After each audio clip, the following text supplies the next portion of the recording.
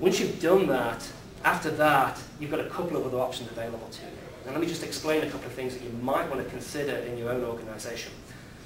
Once you understand where the problems are, you can then push forward and actually come up with action items, roadmaps if you like, to try to fix those big problems.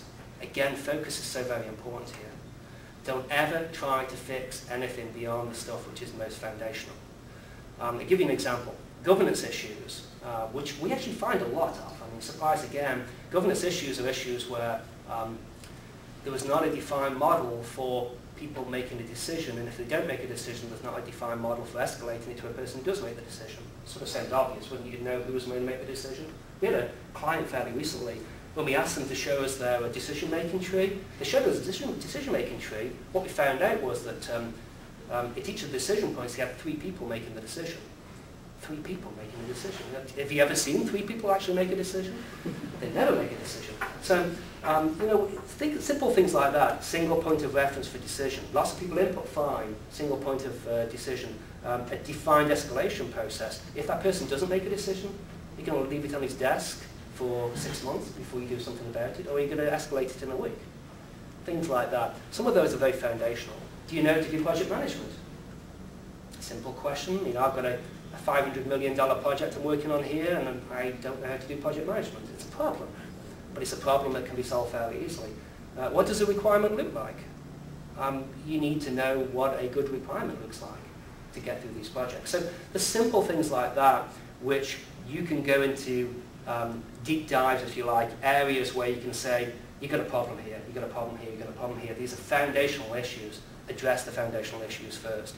I think that everybody recognizes that when you fix foundational issues, a lot of the small stuff goes away.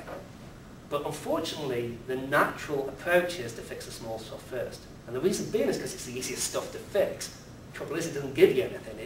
If you don't have the foundational stuff in place, if you don't have the big problems solved, the little ones aren't going to do anything for you. So the human incentive is to go for the little stuff. I think we call it below-hanging fruit, which means it's the stuff I can do without upsetting the rest of my schedules. You have to adjust the big stuff. And certainly once we've done baselines, we look for that big stuff. That's what you should look for, is the big stuff. Stuff that nobody else wants to touch. Stuff like governance that nobody wants to tell these guys that I don't want 3 people making a decision on 1 person, it's you. That's the sort of stuff you have to address. We have a concept called health checks. Let me just tell you about this because it's important to understand in context. There was no such thing as a stable requirement. Don't let anybody tell you there's a stable requirement. Actually, the average change in a requirement is about 1.5%, 1.5% a month. That's the average change in a requirement. There's nothing you can do about it other than work with it. Don't try to stop it. We had one client that literally said, changes don't occur to my requirements, and they closed down the requirements for 2 years. 2 years? Closed down the requirements, said nothing changed. Of course, everything changed. You just didn't reflect it. So what happened when they delivered the package, do you think? Well, it didn't solve any of the problems they have now. It solved the problems they had 2 years ago. So things will change. We have this concept called health check that says, keep your eye on the ball, because it will change, and you have to change with it. Don't ever try to protect against change, because it's always going to happen. You have to deal with it. The other thing with health check, and this is very important too in your own organization, if people do big things and fix things, measure how well it affected the opportunity for meeting the business goals. Much more important than looking at the efficiency issues, how well did it improve our opportunity to hit the business goals?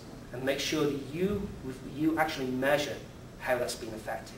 One of the things that we typically do is we actually give people ratings. We say, okay, you started here and your governance rating was a 4 on a scale of 10. And you need to be a 7 to be successful in this program.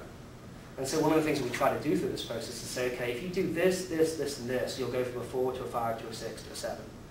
It's great because people then can actually feel good about the work that they're doing. Because this is not easy work, but you have to give them, again, metrics to work with. So I very strongly suggest you think about metrics to show how well people are doing. And one of the things which is interesting is a process we call gate checks. And gate checks is a process where through a program, through a project, large project, you have milestones. You have gates. you have points of reference where you should be making a decision. I say should be making a decision because oftentimes we've seen these gates come and go and no decisions have been made. But what decisions do you make?